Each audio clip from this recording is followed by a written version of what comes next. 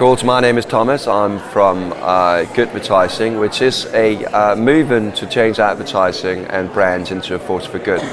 And we're at the Ken Lions press conference and judging the Sustainable Development Goal Lions, which in so many aspects is probably the most important award. And I think actually our jury president, David Droga, put it very well that the thing that we looked at was, quite frankly, intention changes shared, but impact really do change everything. So the interesting thing was that we probably judged the work a lot harder than everybody else, in the sense that, we weren't convinced by shiny ads or great storytelling.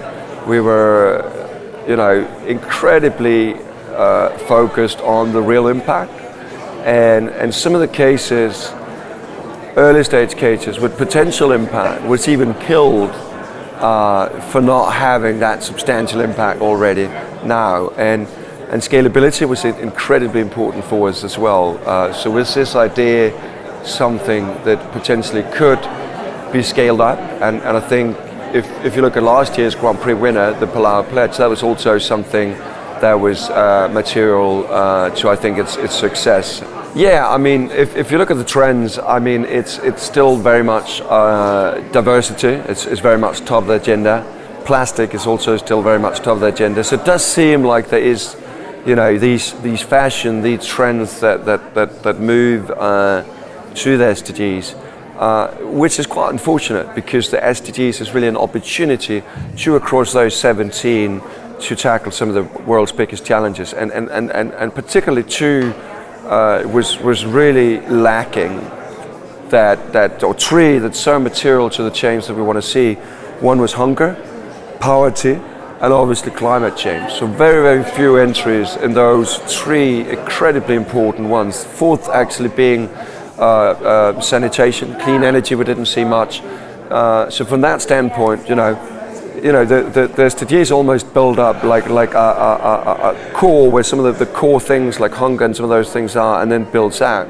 So that core really missed substantial, great, impactful entries, and I was incredibly sad about that. I was incredibly sad about not seeing more in the climate change category. I mean, I've and this has been a project that I've followed from its early stages, what it was called the Olan Index that won a couple of Grand Prix, and today is called the Duconomy. It's basically a credit card where they turn each of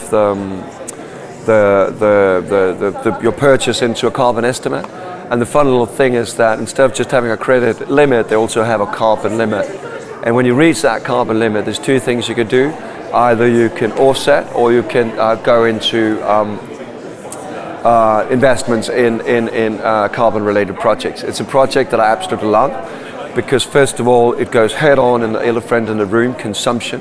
At some point, we might have to rethink the way that we buy and buy too much, more than we need. The reason why that project probably didn't cut across, bronze in itself is a huge accomplishment, but it got 3 bronzes, and I think the thing that didn't really pull it further than that was the point I talked about earlier, that it's still early stage. The credit card is still not yet launched. It will launch in October 2019. So maybe that in this particular category was entered a little bit too early because, as I said, we're dissecting this almost like a detective in Speed, so it didn't really make the cut. It's one of my favorite projects, and I do hope that it will get a second chance somehow, and I'm sure that it will fare well in some other award competitions during this year. So one of the projects we did see from Russia, the Costco project, was actually a project that got debated quite a bit in the jury, and there were jury members that was very vocal about the importance of that project. And especially because I think, it tends to be sometimes that we take a very kind of single-minded focus on some of these issues. But what we liked about that project was that it brought a very kind of local insight into play, and also the fact that the risk in a country like that to speak up as they did is just substantial. So obviously, I mean, we've also have the glass line, but obviously, you know, when people put their lives online, I mean, that's a different thing.